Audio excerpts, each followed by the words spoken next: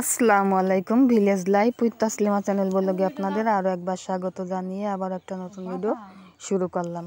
আশা করি আমার আজকের ভিডিওটা ভালো লাগবে, তাই স্কিপ না করে পুরো ভিডিওটার সঙ্গেই থাকবেন।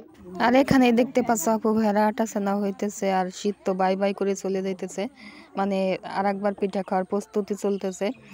আর আমাদের ফরিদপুরের আঞ্চলিক ভাষায় কিন্তু এটাকে আর কি সেওই পিঠা বলে বা সামই পিঠা বলে, আর কোনো কোনো এলাকায় কিন্তু চুষি পিঠাও বলে। আর এখানে আমার ভাবি আর আমার ভাস্তি কিন্তু নরম হাতে পিঠাগুলো কাটতেছে। আর আটা ছেনলাম আমার মেজো ভাস্তি, যার বিয়ে তোমাদের সাথে শেয়ার করছি, আর ছোট ভাস্তি কিন্তু ঝোলা করে দিছে। আর চলে আসলাম তারপরের দিন সোজা রান্নাঘরে চলে আসলাম রান্না করার জন্য। আর আজকে রান্না করব লাউ ভাজি আর লাউ শাকের ভাজি।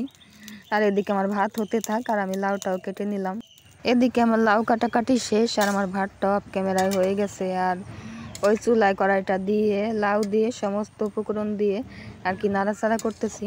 খুব ছোট্ট একটা ভিডিও তোমাদের সাথে শেয়ার করলাম, আশা করি ভালো লাগবে, তাই লাইক দিয়ে পুরো ভিডিওটা কন্টিনিউ করবে, সাবস্ক্রাইব করে আমার পাশে থাকবে। আর তোমাদের সাথে একটা জিনিস শেয়ার করবো, ছোট্ট মিনি বাগানটায় আর কি 3টে আর কি বেগুনি চারা লাগানো হয়েছে, হাইব্রিডের বেগুনি চারা। আর মিনি বাগান বলতে এখানে আছে আর কি মরিচ গাছ, টমেটো গাছ আর হচ্ছে তোমার বেগুন গাছ। আর এই বেগুন গাছে সর্বমোট 3টা বেগুন খাইছে, আর এখনো তো গাছে অনেক বড় হয়েছে। আর এখন খাইতেছি আর কি তোমার সামই পিঠা মুড়ি দিয়ে। আর ভিডিওর ফার্স্ট টাইমে তো দেখলে আমার ভাবি আমার ভাস্তি পিঠা বানাইতেছে, আর সেই পিঠাই এখন খাইতেছি মুড়ি দিয়ে আমার ভাস্তি দিছে।